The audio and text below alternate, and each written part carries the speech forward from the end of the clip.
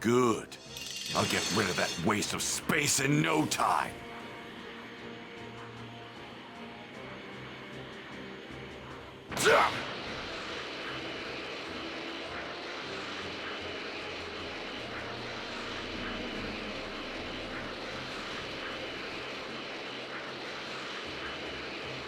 There you are.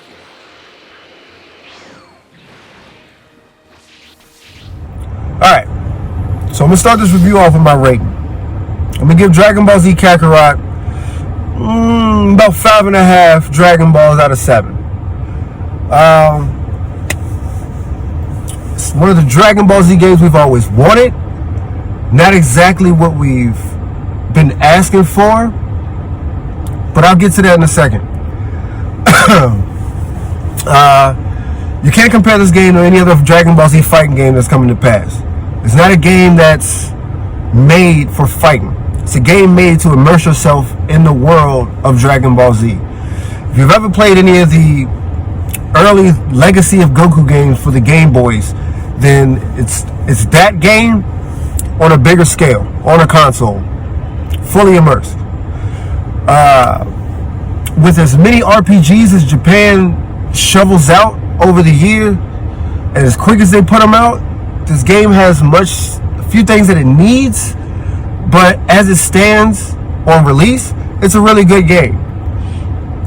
Most games before Dragon Ball Z wise, you've gone from great fight to great fight, but you don't really spend no time in between those fights that you see in the anime. For example, the relationship between Piccolo and Gohan is a real special one in the show. If you just play the games and you've never seen the show before, you have no idea why Piccolo, who hates Goku at the beginning, has a father-son relationship with his kid. If you just play the games, you have no idea why that is. But if you play Kakarot, it'll fill you in on that gap between fights where people develop, where the training goes on, and a lot of stuff like that. I put a good bit of time in the game, and I haven't really made it incredibly far throughout the story. But that's because of the filler that people say they kind of normally hate. But a lot of that filler is why we love Dragon Ball Z. It's the build-up.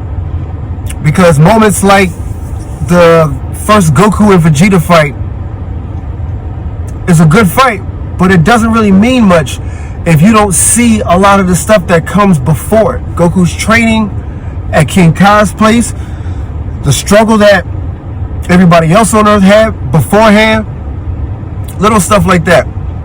Like I say, it's the little things that matter. Gameplay, the game is great. It's very intuitive. It's easy for somebody who doesn't play fighting games, doesn't play RPGs, to really pick up and play and have fun with. But like a lot of other Japanese RPGs, it gets slow with dialogue. Especially there are scenes that you'll have like a whole conversation, but the characters themselves will only say like one word. It's a whole lot of that. But that's Japanese RPGs as a whole. You can't escape that. The game looks gorgeous. It looks incredible. I don't even have the top of the line TV, and I'm very impressed with the graphics and the frame rate, with the fighting, the flying. I'm impressed with all of it. The graphics don't change much from actual gameplay to the cinematic scenes, which is really cool. And the cinematic scenes really see how it goes into gameplay to cinematic seamlessly. Like there's no black screen, there's no fade to cinematic. It's all seamless, which is really cool. One of my last things is, with every other Dragon Ball Z game I've played, after beating it, all it makes me want to do is go rewatch the series and go relive it. I won't have to worry about that with this one. Once I finish Dragon Ball Z Kakarot, it's the same thing as watching the series, except I have an actual input on how it goes along. Kinda.